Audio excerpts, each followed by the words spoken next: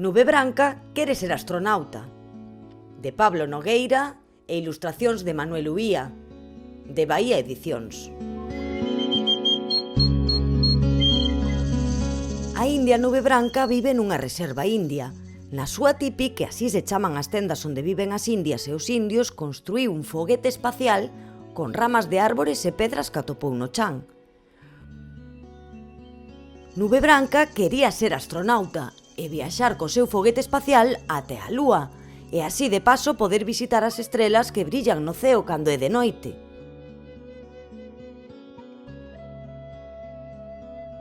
Un día fixo unha cacharela para coller lume e poder prender o seu foguete, pero unha faísca saltoulle as plumas que levaba na cabeza. Tivo que soprar moi forte para apagar a chama e desde ese día lembrou que non se podía xogar co lume porque é perigoso. Nube Branca decatouse de que non podía chegar soa até o espazo, así que decidiu pedir axuda aos seus amigos, a tartaruga Clarisa, o elefante Cacharrante e o camaleón Antón. O elefante Cacharrante díxolle a Nube Branca: Non te preocupes, collerei a miña trompa xigante e soprarei tan forte que te enviarei ao planeta que máis che guste do sistema solar. «Xenial! Gustaríame ir ata Saturno, que é o planeta que ten un anel arredor», contestou riseira Nube Branca. O elefante colleu aire coa súa trompa e soltouno soprando moitísimo.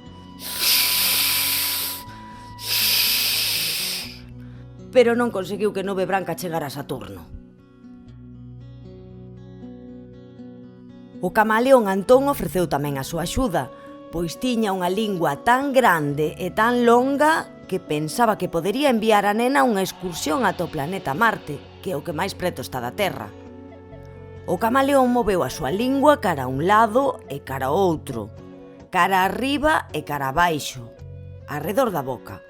Finalmente metiu a lingua na boca e volveu sacala lanzando a Nube Branca, pero non conseguiu achegala nin un chisquiño até Marte.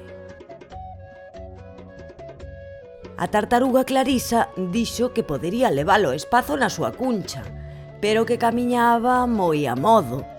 Camiñaba tan devagariño, poc, poc, poc, que tardarían moito tempo en chegar a Venus ou a Xúpiter, que era o planeta máis grande de todos cantos había.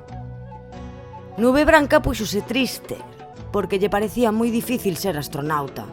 O certo é que non quería ir a Mercurio, que era o planeta que estaba máis preto do Sol, porque seguro que ía moita calor, pero sí que lle prestaba ir a Urano ou a Neptuno, os planetas que máis lonxe estaban da Terra, pero tardarían moito en chegar a tartaruga e maisela. A Cacharrante ocorreuselle unha idea. Por que non invocamos a choiva para que veña moita auga? Así poderemos navegar nunha barca ata o espazo. Todos xuntos fixeron unha danza da choiva cantando: Uca tuca puca, aca taca paca, ica tica pica, oca toca poca, eca teca peca.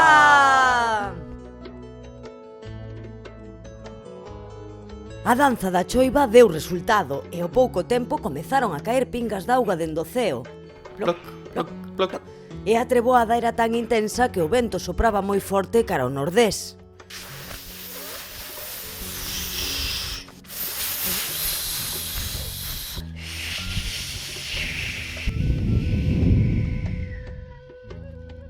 Aínda así, a auga que enchoupaba o poboado non era suficiente para navegar polo mar e chegar ata as estrelas. Xa sei! Dixo desta volta o camaleón Antón. E se lle pedimos emprestada a moto a un león que coñezo? Seguro que na moto poderemos chegar polo menos até Marte. Entón, foron visitar o león Ramón, que lles emprestou a súa moto para que puidesen viaxar nela. Os 4 montaron na motocicleta e acendérona.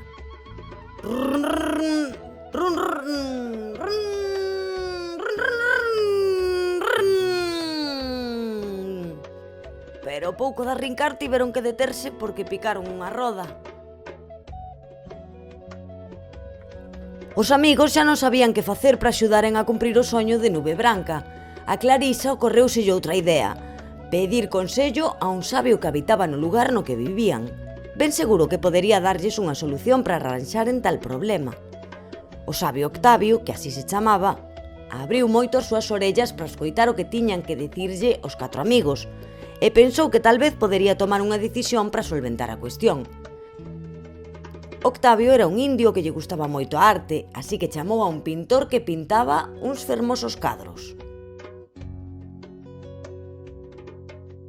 Nube Branca, Clarisa, Cacharrante e Antón ficaron pensativos. Non entendían demasiado ben o que pretendía Octavio, que lles dixo que o pintor debuxaría e colorearía un cadro moi fermoso sobre un lenzo cunha morea de cores. Que pintaría no cadro? Preguntaron todos á vez. Octavio pediulles que tiveran paciencia para agardaren a ver o espectacular resultado. E así foi como o artista pintou un maravilloso cadro con todos os planetas do sistema solar. Deste xeito, Nube Branca foi quen de contemplar de ben preto os planetas que tanto desexaba coñecer, e así cumpriu o seu soño de ser astronauta.